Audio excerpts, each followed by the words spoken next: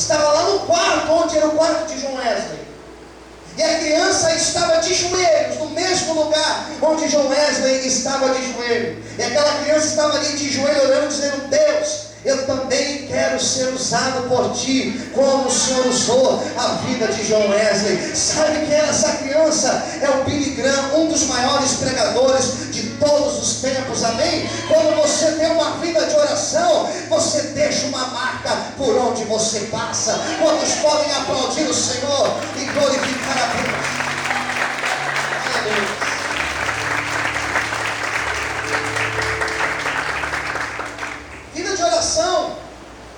Vida de oração nós aprendemos quando passamos pelas lutas. Quem concorda, diga amém. Quando você passa pelas lutas, quando você passa pelas provações da vida, quando você passa por lutas no seu casamento, quando você passa por lutas com filhos, quando você passa por lutas de enfermidade na tua vida ou na tua casa, quando você passa por lutas financeiras, quando você passa por lutas em qualquer área da tua vida, essas lutas, elas não vão te afastar de Deus. Essas lutas, elas vão te levar a viver de joelhos na presença do Senhor. Quando você começa a ter experiência com Deus na oração, a experiência do joelho no chão, é quando você começa a viver orando e clamando a Deus, dizendo: Deus, eu dependo de Ti, eu confio somente em Ti, eu espero somente em Ti, eu estou aguardando somente na Tua provisão. Se você tem orado pelas causas da tua vida, o mesmo Deus que levou Ezequiel a entender que nós precisamos estar de joelhos na presença dele, esse mesmo Deus, ele vai bradar a tua vida e o nome dele será exaltado e glorificado em nome de Jesus. Quantos podem levantar a mão para o céu, aplaudir o Senhor essa noite? Aleluia. Quanto mais luta, mais oramos. E quanto mais oramos, mais adquirimos comunhão com Deus. Quem concorda comigo, diga amém. As lutas que nós temos passado, elas têm te levado para uma vida de mais comunhão com Deus. Diga para quem está ao seu lado: as lutas que nós passamos, elas têm nos levado a estar de joelhos na presença do Senhor. Pastor, eu estou numa luta gigante na minha vida. Coloque no joelho, coloque ela nas mãos de Deus. E quando as águas saem dos joelhos, quando essas águas começam a subir, Ezequiel falou que as águas davam pelos lombos, pelas costas. E quando as águas já davam pelos ombros, Ezequiel ele sentia agora mais firmeza. Água pelos lombos vai falar de uma firmeza que nós adquirimos com o passar do tempo, com o passar de lutas, pelas provações. Nós adquirimos mais firmeza na presença de Deus. Quando as águas estão pelos lombos da vida da pessoa, não é qualquer vento que tira essa pessoa da presença de Deus. Quando as águas estão pelo lombo, não é qualquer luta que essa pessoa passa, não é qualquer provação que ela passa que faz essa pessoa desistir ou desanimar. Quando as águas já estão pelos lombos, pelas costas, é quando a pessoa ela começa a criar dentro dela aquilo que na psicologia nós chamamos de resiliência, aquilo que ela começa a ter uma firmeza tão grande, que a luta, ao invés de fazer essa pessoa afundar, a luta leva essa pessoa a dar impulsos mais altos. Ela começa a ter uma firmeza maior na presença de Deus.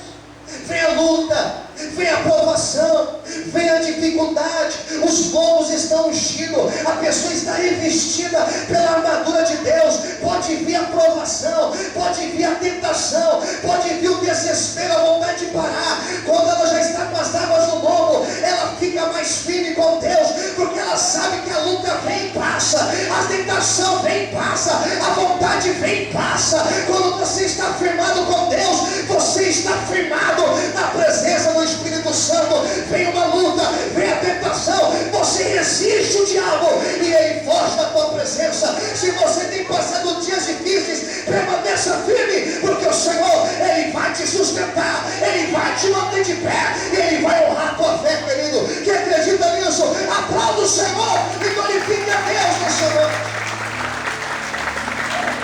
Quantos podem glória a Deus, adorar o Senhor?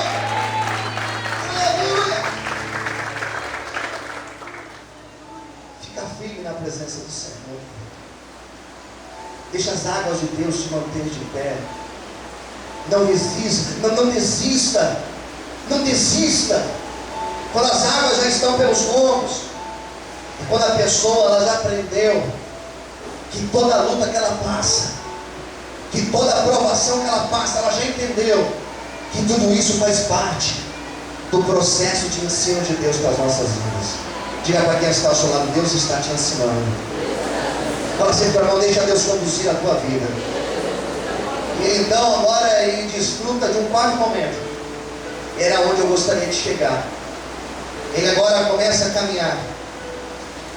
Quando ele começa a caminhar por mais 1000 côvados, diz a Bíblia que ele já não conseguia pôr os pés no chão. Ele não conseguia pôr os pés no chão. E no momento que ele já não conseguia pôr os pés no chão, ele percebeu que agora ele tinha que nadar.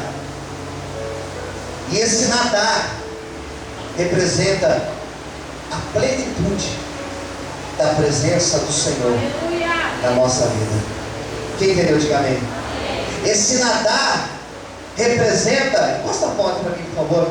Esse nadar representa que nós já estamos de um nível onde somos totalmente conduzidos pelo Espírito Santo do Senhor.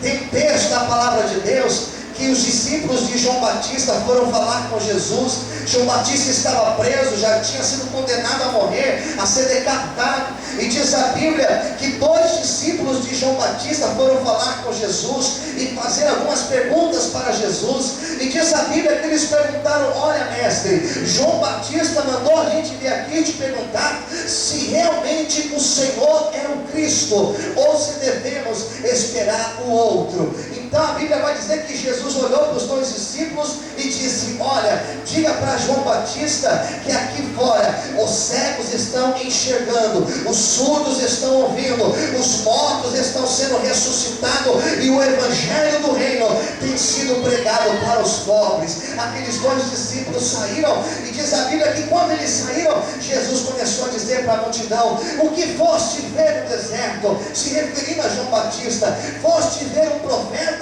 Sim, te digo, muito mais do que um profeta. João Batista, ele é uma cana agitada pelo vento. Eu comecei a ler esse texto e falei: Senhor, por que João Batista foi chamado de cana agitada pelo vento? E Deus começou a falar comigo: filho, a cana, ela não tem vontade própria. A cana, ela é um negócio que ela está lá parado. Quando o vento sopra, ela deita para onde o vento soprar. João Batista, ele era um homem conduzido pelo vento.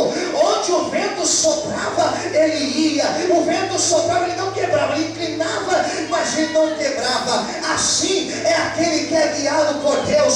Como Paulo disse: não sou mais eu que vivo, mas é Cristo que vive na minha vida. Não sou mais eu que vivo, agora o viver para mim se chama Cristo, é estar com Ele. E eu aprendi, querido, que ser guiado pelo Espírito é realmente deixar o Espírito Santo de Deus conduzir e guiar a tua vida.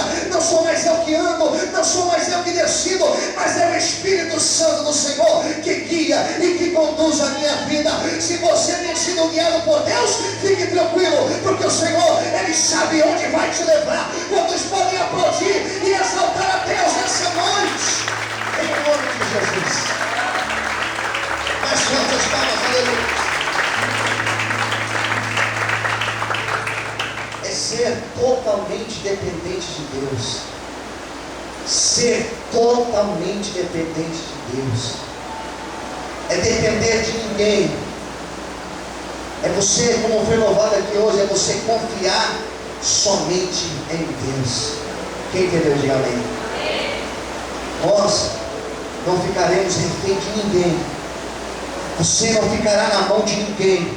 Você não ficará na dependência de ninguém. Você será guiado e conduzido somente pelo Espírito Santo de Deus. Hoje o Senhor levanta a sua mão direita para o céu.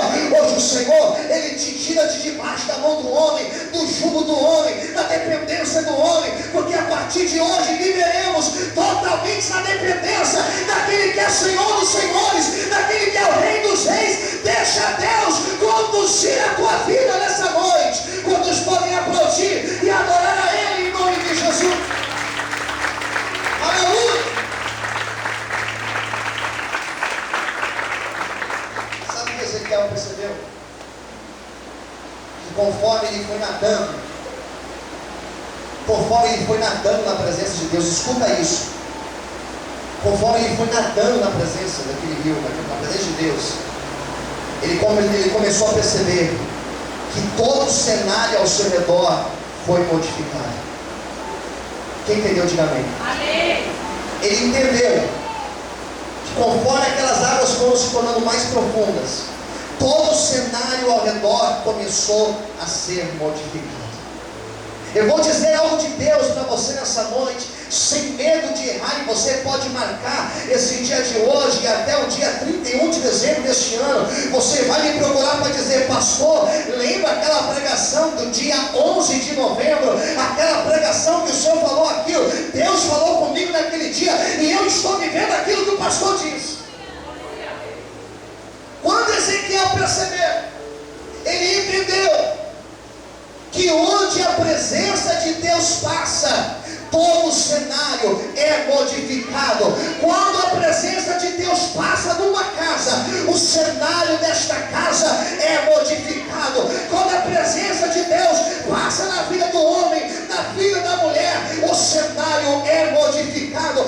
Aquele que bebe da presença de Deus, ele nunca mais se torna a mesma pessoa, ele é modificado por Deus. Diz a Bíblia no Evangelho segundo escreveu João, no capítulo de número 4, que teve uma tal mulher de Samaria que um dia bebeu desta água. Era uma mulher que tinha uma vida muito complicada, reputação duvidosa, mas quando ela bebeu da água de Deus, diz a Bíblia que de dentro dela começou a jorrar um rio de água viva, e ela nunca mais foi a mesma. Diz a Bíblia que ela deixou o vaso e começou a pregar a palavra de Deus. Sabe o que Deus está me dizendo aqui nessa noite? Que a partir de hoje, que a partir deste culto, levanta a mão para o céu, a partir de hoje, Deus, Ele vai modificar o cenário da tua vida. Quem crê nisso, aplauda e adora o Senhor.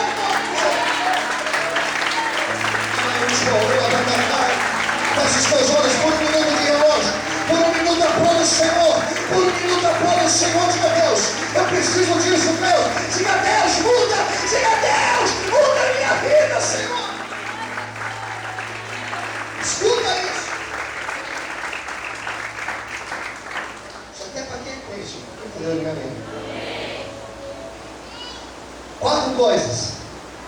Quatro coisas Ezequiel observou. Pode ser que você leia o texto e você vai descobrir mais coisas aí. Ótimo, maravilha. Mas eu vi 4 coisas tremendas aqui que aconteceu. Que aconteceram quando aquelas águas foram passando. Primeira delas, versículo 7. E tornando eu, eis que à margem do ribeiro havia uma grande abundância de árvores, de uma maneira de uma e de outra banda. A primeira coisa que Ezequiel observou, que agora, naquela altura, existia uma grande abundância de árvores. Eu comecei a entender: Deus, mas o que tem a ver isso, Senhor, com a tua presença?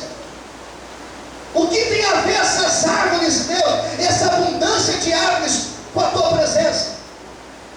E Deus começou a falar comigo, dizendo: filho, quando a pessoa começa realmente a navegar na minha presença e a nadar na minha presença, o que estava seco, o que estava limitado, o que estava faltando, eu começo a trazer em abundância na vida dessa pessoa.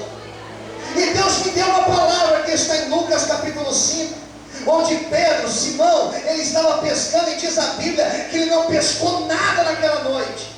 Mas quando ele começou a andar com Jesus,